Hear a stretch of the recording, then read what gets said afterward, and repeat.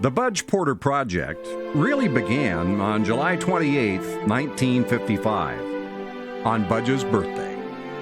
The child of Mary and Mort Porter of Nebraska City, Budge was destined to play football, Husker football, as his father did and as his grandfather did. But as you know, on April 21, 1976, during a Husker spring scrimmage, Budge, who was the strongest defensive back in school history at the time, took his very last snap while tackling I.M. Hip.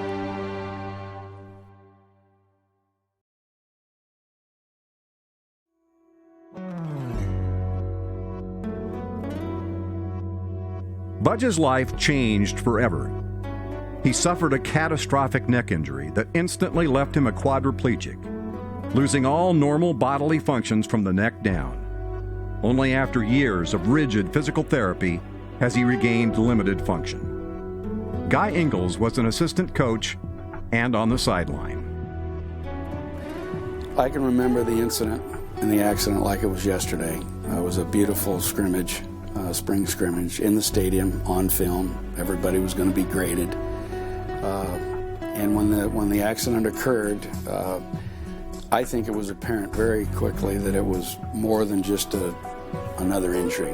There was a sweep play to Isaiah Hip, and as Isaiah cut up the field, Budge went to tackle him, and Isaiah ran through his arm tackle, and his head was down, and the linebacker coming from the inside, the middle of his thigh, as I recall, hit Budge's helmet, and you could see it on film. It just jerked quickly one way, and he went down in a heap. I remember thinking it wasn't a normal injury because he was motionless, and he was motionless for a long time.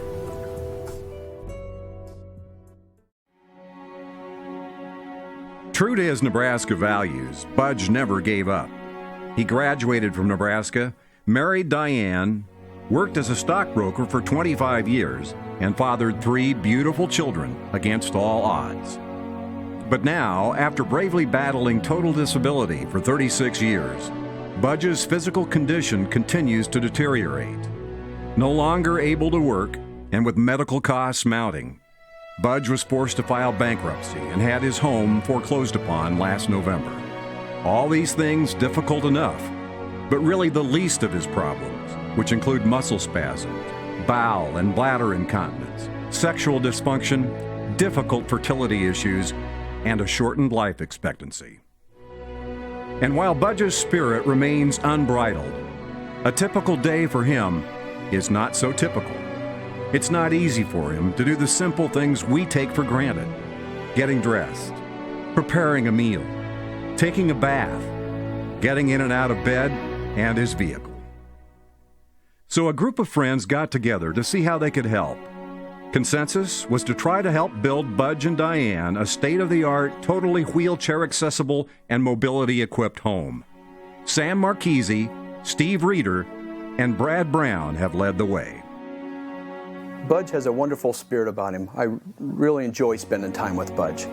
And my company, and along with other top quality subcontractors, have come together to design and build a home that really suits Budge and his family's needs. For example, when you spend time with Budge and you learn about his lifestyle, that even Diane has told me that there's times where Budge has fallen out of his wheelchair and she has struggled up to an hour to get him back into it. And so with that, a lift system has been designed into the home to help Diane and Budge with that. Other things that people may not realize about Budge, that it takes him over 3.5 hours to get ready every day. And we have designed an oversized shower bath area to make it comfortable for what it takes him to get ready on a daily basis. Some unique features of Budge's new home will be a ceiling track lift system, accessible kitchen and appliances, an accessible bathroom, backup generator, a power tub, therapeutic pool lift, therapeutic exercise pool, a standing machine, a stationary hand bicycling machine, and more. Budge and Diane's new home will truly serve as a model for people dealing with mobility challenges. Budge Porter's unbridled spirit continues to serve as an example for us all. Together, we can all help Budge, and we're doing that tonight. The time is now.